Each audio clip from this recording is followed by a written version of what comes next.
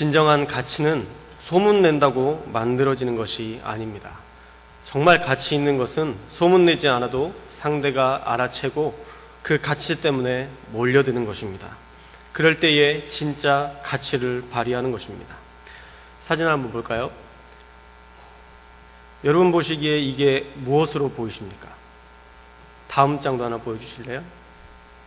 예, 이건 저고요. 예, 여러분 보시기에 이게 무엇으로 보이시나요? 제 눈엔 그냥 유리 조각 정도로밖에 보이지 않습니다. 그런데 첫 번째 사진이 507캐럿짜리 다이아몬드입니다.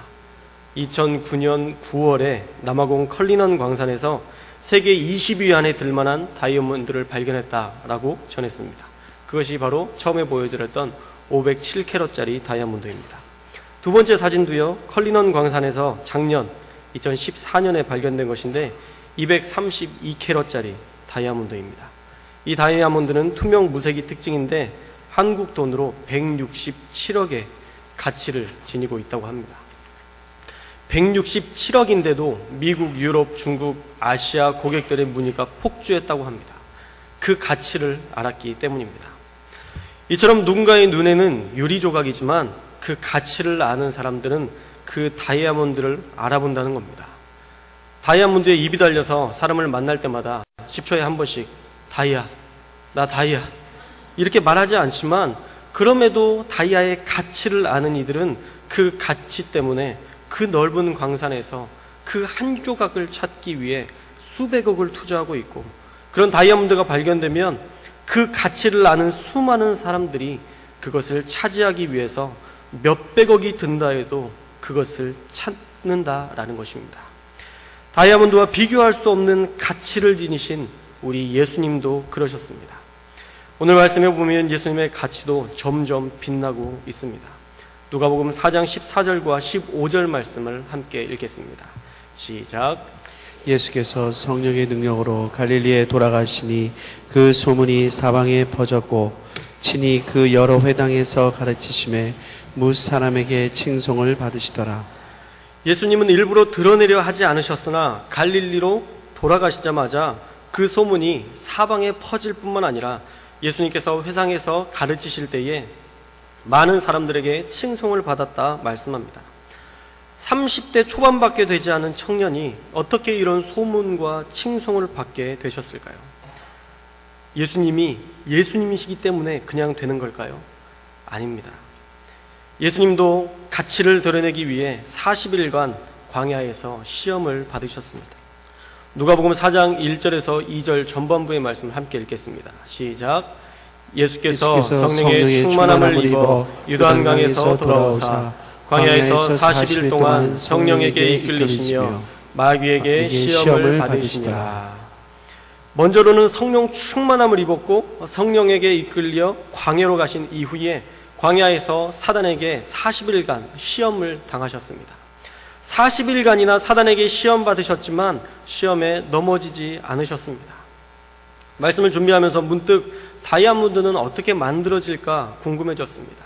찾아보니까 다이아몬드의 형성에 대해서 학자들마다 의견이 다르지만 대개 지하 140km에서 200km의 깊이에서 탄소 원자들이 1500도씨의 고온과 1제곱센티미터당 6500kg의 고압의 압력이 필요하다고 합니다. 6500kg의 고압은 보통 대기압의 65,000배라고 합니다. 안 와닿으시죠? 그래서 쉽게 이야기하면 엄청 깊은 곳에서 엄청 뜨겁게 엄청난 압력을 견뎌내야 만들어질 수 있다는 것입니다. 이해되시죠? 마치 하나님이신 예수님께서 그 광야에서 엄청난 시험과 고난을 받으시고 연단을 받으신 이후에 세상에 나와 칭송받으신 것과 비유될 수 있습니다. 그런 고통 중에도 예수님은 성령과 동행하며 모든 시험을 이기셨습니다. 그런 후에 갈릴리에 오셨을 때에 많은 이들에게 소문이 났을 뿐만 아니라 모든 이들에게 칭송을 받게 되셨다라는 것입니다. 그런 시험을 겪으셨기에 많은 사람들에게 소문났을 뿐만 아니라 칭송을 받게 되신 것입니다. 다이아몬드뿐만 아니라 예수님뿐만 아니라 우리도 그렇습니다. 우리도 고난이 꼭 필요합니다. 시편 119편 71절은 이렇게 말씀합니다. 우리 함께 읽겠습니다. 시작. 고난당한 것이 내게 유익이라. 이로 말미암아 내가 주의 율례들을 배우게 되었나이다. 고난당한 것이 유익이다 말씀합니다. 그것을 통해서 주의 율례를 배우게 되었다 말씀하고 있습니다. 고난을 통해서 우리는 자랄 수 있고 성숙해져 갈 수 있는 것입니다. 예수님의 가치가 모든 시험을 성령으로 이기신 이후에 나타난 것처럼 우리가 당하는 시험과 고난을 고통과 인내와 아픔으로만 여기지 말고 더 가치 있는 자로 서기 위한 발판임을 기억하며 예수님처럼 철저히 성령과 동행하여 시험을 이기는 저와 여러분이 되시기를 주님의 이름으로 축원합니다. 그렇게 시험 당하신 후에 회당에서 모든 자들이 주목할 때에 예수님께서는 이 글이 오늘 너희 귀에 응하였다 말씀하십니다. 이 부분이 오늘 우리가 나눌 복음이 어떤 가치가 있는가에 대해 설명해 줄 수 있는 귀한 말씀입니다. 오늘 본문 18절에서 19절 말씀을 다 함께 읽겠습니다. 시작. 주의 성령이 내게 임하셨으니 이는 가난한 자에게 복음을 전하게 하시려고 내게 기름을 부으시고 나를 보내사 포로된 자에게 자유를, 눈먼 자에게 다시 보게 함을 전파하며 눌린 자를 자유롭게 하고 주의 은혜의 해를 전파하게 하려 하심이라 하였더라. 여러분, 복음은 무엇입니까? 여러분이 알고 있는 복음, 그것에 대한 정의는 무엇이죠? 복음은 예수 그리스도의 죽으심과 부활 그리고 생명 되심입니다. 복음은 그리스도의 죽으심과 부활 그리고 생명 되심입니다. 하두근 교수님이 쓴 십자가라는 책에 보면 이렇게 정의합니다. 복음은 예수 그리스도의 죽으심과 부활이다. 그런데 저는 거기에 하나 더 추가해서 생명 되심까지 이야기합니다. 왜냐하면 죽으심과 부활은 예수님께서 하셨던 귀한 복음이고 생명 되심은 그것이 아직도 우리에게 영향을 주는 것임을 말씀하고 싶어서 복음은 예수 그리스도의 죽으심과 부활 그리고 생명 되심이라 말씀합니다. 정말 그렇습니다. 그분의 죽으심은 우리에게 엄청난 의미를 줍니다. 부활 역시도 우리에게 엄청난 소망일 뿐만 아니라 그분을 의지하고 나아가는 모든 이에게 2000년이 지난 지금에도 모두에게 생명이 된다는 사실이 놀랍지 않습니까? 그렇습니다. 그래서 복음은 예수 그리스도 그 자체이신 것입니다. 예수님께서 복음이신데 오늘 18절에서 19절 말씀을 통해서 복음의 가치를 요약해 주셨습니다. 첫째로 예수님은 가난한 자들에게 복음이 되어 주셨습니다. 주의 성령이 임하셔서 가난한 자들에게 복음을 전하게 하셨다는 말은 복음이 진짜 굶주린 자들만을 위한 것임을 말하고자 하는 것이 아니라 심령이 가난한 자들을 말하는 것입니다. 사람은 모든 것을 가져도 사람의 마음 가운데에는 반드시 공허함이 찾아옵니다. 하나님 외에 그 어떠한 것이 그 마음을 채울 수 없습니다. 그러한 공허한 사람들에게 복음이 되어 주셨다는 것입니다. 물론 그 당시에 정말 가난하고 굶주린 많은 사람들이 있었을 것입니다. 그들의 힘들고 어려운 마음 가운데에 분명 예수님은 복음이 되셨습니다. 그러나 육체적인 가난뿐 아니라 영적으로 공허한 심령이 가난한 모든 자들을 위해서 예수 그리스도는 오셨다 말씀하시고 계십니다. 그런데 예수님은 지금 우리에게도 여전히 완전한 복음이 되어 주십니다. 가난한 우리의 마음 가운데에 늘 충만한 은혜로 함께 하십니다. 야고보서 2장 5절 말씀을 함께 읽겠습니다. 야고보서 2장 5절 말씀 시작. 내 사랑하는 형제들아 들을지어다. 하나님이 세상에서 가난한 자를 택하사 믿음에 부요하게 하시고 또 자기를 사랑하는 자들에게 약속하신 나라를 상속으로 받게 하지 아니하셨느냐. 가난한 자들을 택하셔서 믿음에 부요하게 하셨고 약속한 나라를 사랑하는 자들에게 주셨다는 것입니다. 그러기에 이 복음이신 예수님을 믿을 때에 우리는 믿음의 부요함을 얻게 됩니다. 이것이 복음의 첫 번째 가치입니다. 둘째로 포로된 자에게 자유를, 또 눌린 자에게 자유케 하심을 약속하고 계십니다. 우리가 도대체 포로된 것이 무엇이 있을까요? 자유민주주의 국가에서 얼마나 많은 자유를 누리고 있는데 우리가 포로된 것이 무엇이 있을까요? 이것은 육체적인 것이 아니라 영적인 영역에서 해석해야 합니다. 흑암의 세력에 포로된 사람들에게 하나님께서 자유를 주시겠다라는 것입니다. 예수님께서 그 모든 자들에게 자유를 허락하시겠다라는 것입니다. 사람들은요, 부지불식간에 흑암에 사로잡혀 살아가고 있습니다. 우리가 깨닫지 못할 뿐입니다. 시편 82편 5절에 보면 분명하게 말씀하고 있습니다. 우리 함께 읽겠습니다. 시작. 그들은 알지도 못하고 깨닫지도 못하여 흑암 중에 왕래하니 땅의 모든 터가 흔들리도다. 그들은 알지도 못하고 깨닫지도 못하여 흑암 중에 왕래한다 얘기하고 있습니다. 우리가 예수 그리스도를 영접하지 않고 예수님과 동행하지 않았을 때에 그랬습니다. 그래서 예수님을 믿기 전과 믿은 후의 삶이 너무도 극명합니다.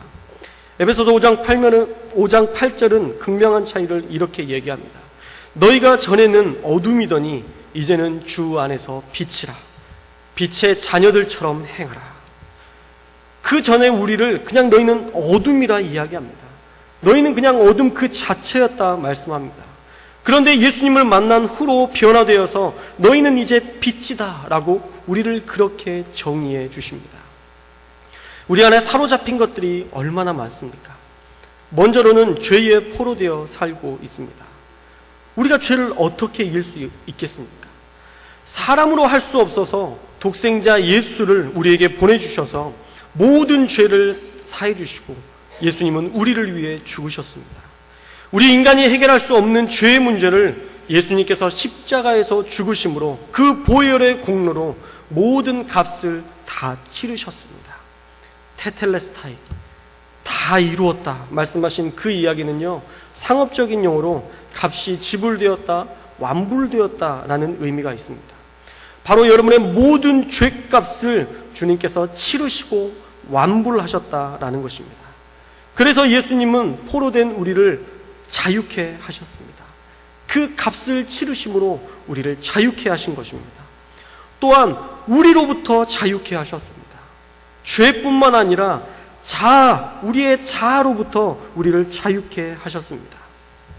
죄뿐만 아니라 자아도 우리를 올무로 꽤 구속할 때가 많습니다. 대부분의 사람들은 자신을 뛰어넘지 못할 때가 많습니다.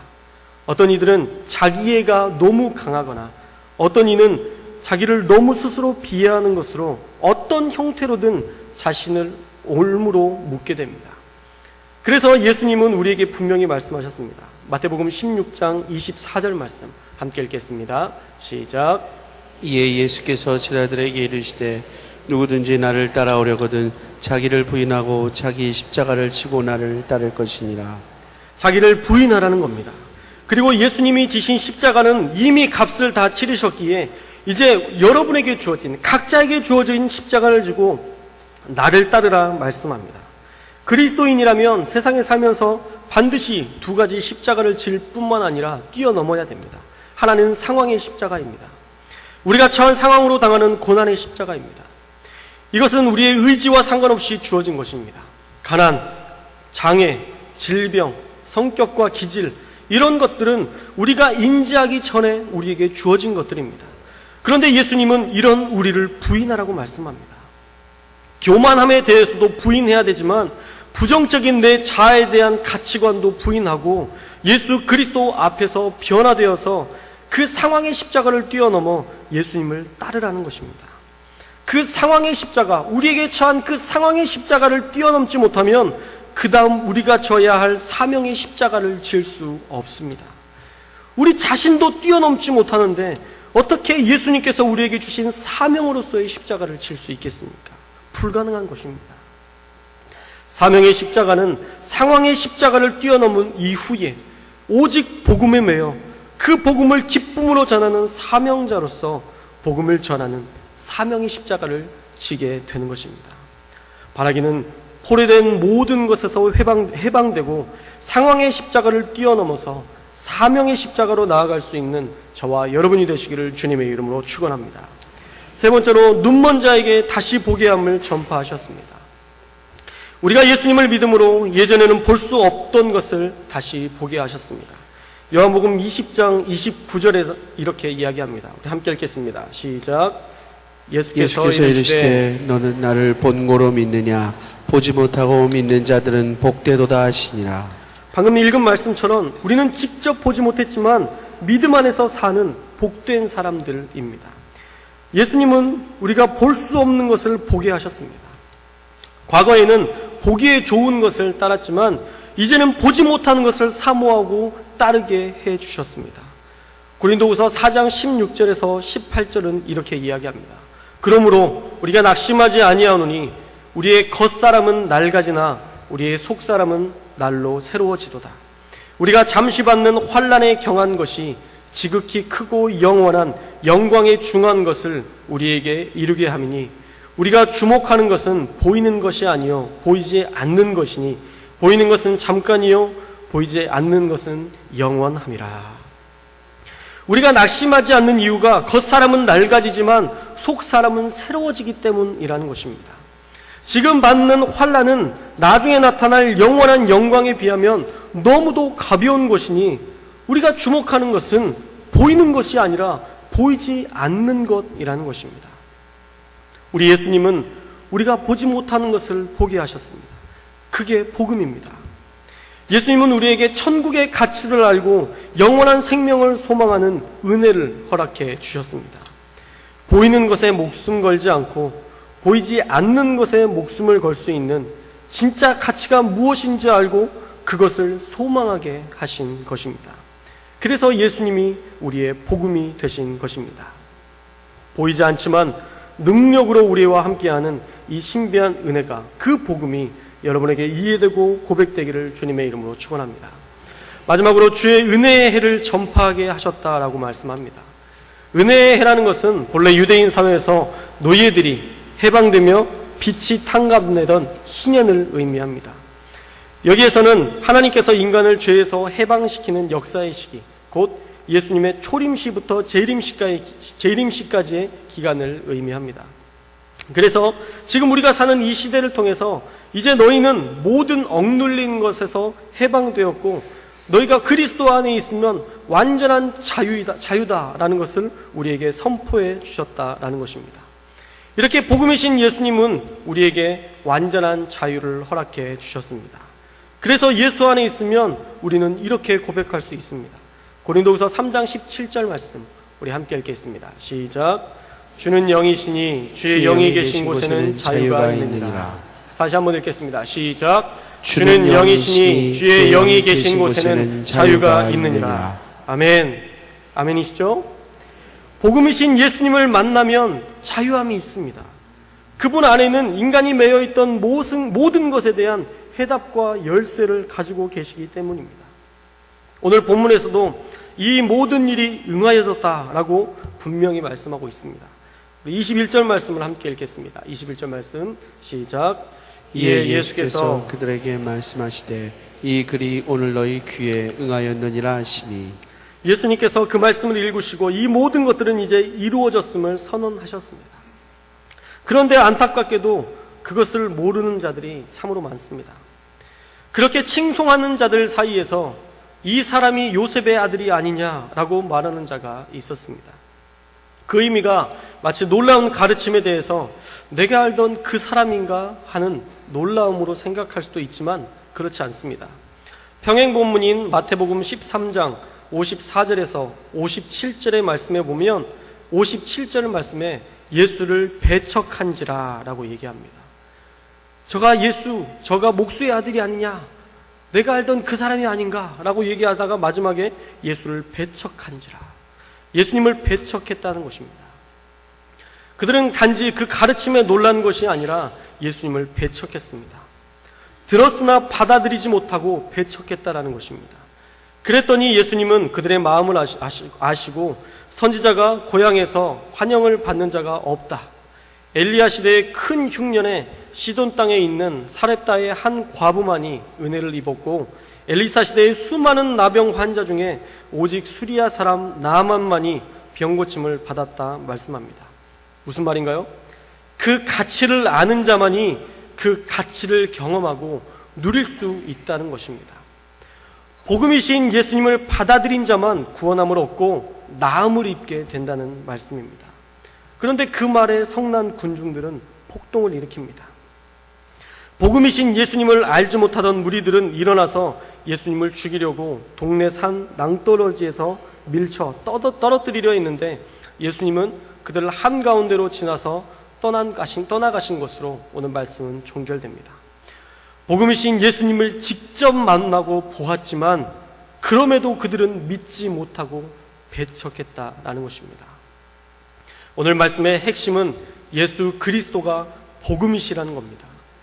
복음이신 예수 그리스도를 통해서 가난한 자들에게 복음이 증거되었고 죄와 자 그리고 사망에 포로된 자들, 눌린 자들에게 자유를 주셨으며 볼 수 없는 우리에게 그 놀라운 영생 소망, 하나님의 나라의 가치를 보게 하셨으며 주의 은혜의 해를 전파하시는 완전한 자유를 우리에게 선언해 주시는 은혜를 누리게 하셨다는 겁니다. 이런 엄청난 복음의 가치를 우리에게 알려주셨지만 그 복음을 듣고도 어떤 이는 배척하고 예수님을 죽이려 했다라는 것입니다. 왜 그랬을까요? 우리에게 그 완전하신 그 예수님을 왜 그들은 알지 못했을까요? 아마 경험하지 못해서 그럴 겁니다. 아직 예수님에 대해서 분명히 알지 못해서 그들이 몰라서 그런 것일 것입니다. 그럼 우리가 어떻게 해야 될까요? 가르쳐 주어야 됩니다. 그 생명 되신 예수 그리스도를 알지 못하는 자들에게 우리가 나아가서 복음을 전해 주어야 됩니다.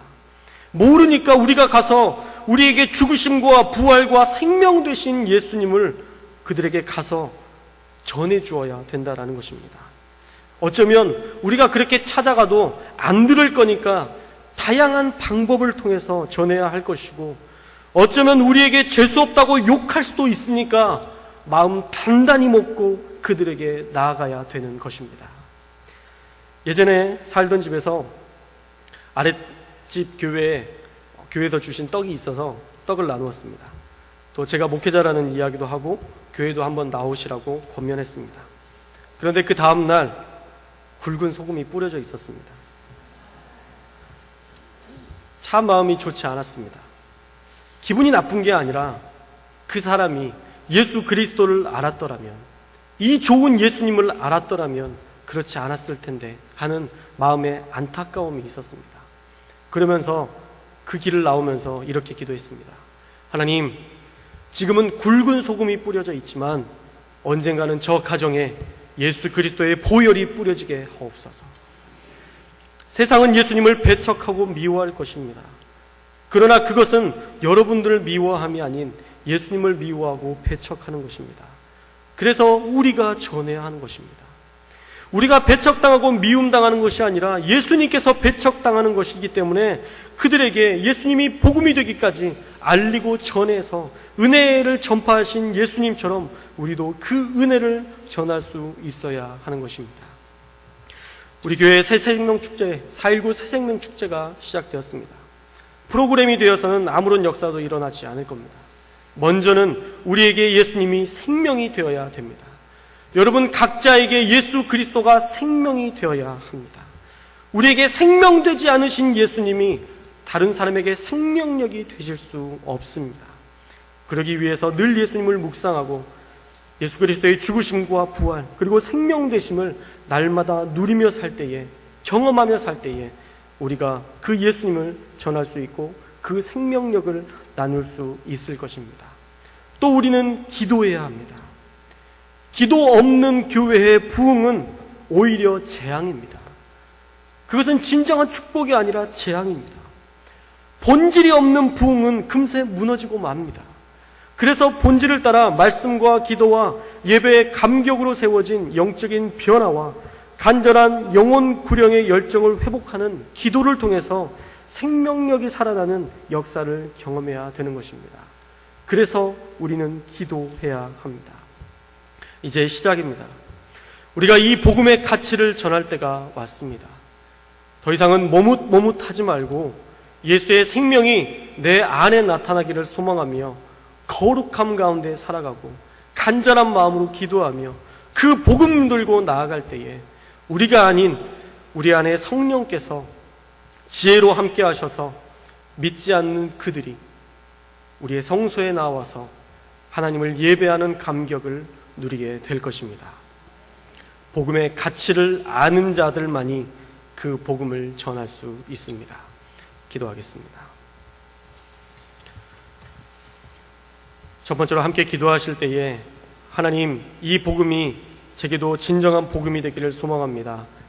제 안에 예수 그리스도의 죽으심과 부활 그리고 생명되심이 날마다 경험되어지게 하시고 그 경험되어진 것으로 복음을 전할 수 있는, 온전히 그 복음을 담대함으로 전할 수 있는 우리 모두가 되게 하여 주옵소서. 우리 다같이 통성으로 하나님 앞에 기도하겠습니다. 하나님 아버지 감사합니다. 우리에게 하나님의 복음의 말씀을 전하게 하시니 감사합니다. 우리에게 생명력이 되어 주시옵소서. 하나님의 귀한 말씀을 우리에게 허락하여 주시옵고 모든 억눌린 것들로부터 자유케 하셨으며 가난한 심령들 가운데에서 하나님께서 풍성함으로 허락하여 주셨으며 우리의 모든 것이 되어주신 은혜를 우리가 온전히 경험하게 하신 것 감사합니다. 이제 그 모든 것들이 우리의 귀에 응하였다 말씀하셨사오니 하나님, 이제는 더 이상 우리가 그 복음 가운데에서 머뭇머뭇하지 않게 하시고 예수 그리스도의 그 복음을 전하는 그 생명력 가운데 살아가는 우리 모두가 되게 하여 주옵소서. 하나님의 말씀이 능력으로 나타나게 하시고 하나님의 권능이 우리 가운데 넘쳐나게 하셔서 하나님, 우리가 기도하며 하나님 앞에 나아가게 하셔서 하나님을 온전히 전하고 하나님을 온전히 기대하며 나아가는 놀라운 역사들이 일어날 수 있도록, 또한 많은 영혼들이 구원되는 역사를 볼 수 있도록 성령이여 함께하여 주옵소서. 우리 가운데 역사하시기를 원합니다. 붙잡아 주옵소서. 이 두 번째로 기도하실 때에 나라와 민족을 위해서 기도하시고 교회를 위해서 기도하실 때에 만천백의 비전을 속히 이루어 주시며 담임 목사님의 건강과 가정을 위해 기도해 주시고 또한 성령의 충만함을 갑절로 더해 주시도록 기도해 주시기 바랍니다. 또 오늘 예배를 주관하는 인도 지역 모든 세론들이 하나님께 헌신된 귀한 믿음의 사람들이 되기를 위해서 중보해 주시고 마지막으로 우리 교회가 천안 아산 지역의 구원의 방주로 귀히 쓰임받기를 소망하며 다같이 통성으로 기도하겠습니다. 하나님 아버지, 이 나라와 민족을 위해서 기도합니다. 하나님, 이 나라 민족 가운데에 하나님의 놀라운 은혜를 더하여 주옵소서. 더 이상 남북 간에 하나님 전쟁이 일어나지 않게 하시고 하나 되게 하시며 하나님, 서로가 서로를 위해서 기도할 수 있는 귀한 중보의 역할들을 감당할 수 있는 놀라운 은혜를 더하여 주시어서 하나님, 이 땅에 평화가 임하게 하시고 또한 하나님께서 통치하시는, 하나님께서 역사하시는 놀라운 은혜를 경험케 하여 주옵소서. 우리 교회의 만천백의 비전이 속히 이루어지기를 소망합니다.